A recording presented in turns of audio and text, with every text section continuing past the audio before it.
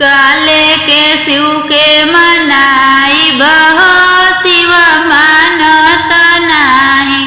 काले के शिव के मनाई बहो शिव मानत नाही। काले के शिव के मनाई बहो शिव मानत नाही। कोठाया टारी शिव के मनहु न भावे। कोठाया टारी शिव के मनहु न भावे। टूटही मड़ैया कहाँ पाई बहो शिव मानत नाही। टूटही मड़ैया कहाँ पाई बहो शिव मानत नाही। काले के शिव के मनाई बहो शिव मानत नाही। काले के शिव के मनाई बहो शिव मानत नाही।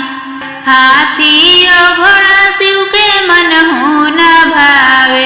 हाथी और घोड़ा शिव के मनहु न भावे। बसहा बैल कहाँ पाई बहो शिव मानत नाही। बसहा बैल कहाँ पाई बहो शिव मानत नाही। काले के शिव के मनाई बहो शिव मानत नाही।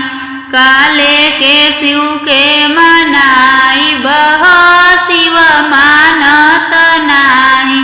पूड़ी कचौड़ी शिव के मनहु न भावे। पूड़ी कचौड़ी शिव के मनहु न भावे।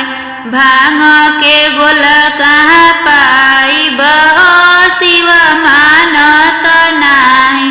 भंगिया धतुर कहाँ पाई बहो शिव मानत नाही।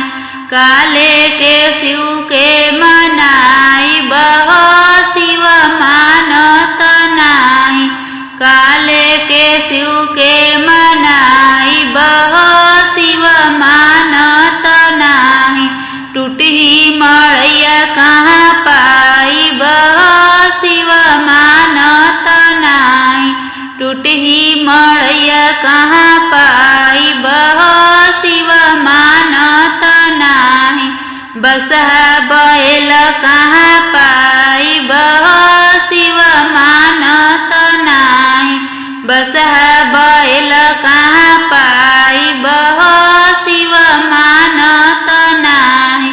भांग के गोल कहाँ पाई बहो शिव मानत नाही। भंगिया धतुर कहाँ पाई बहो शिव मानत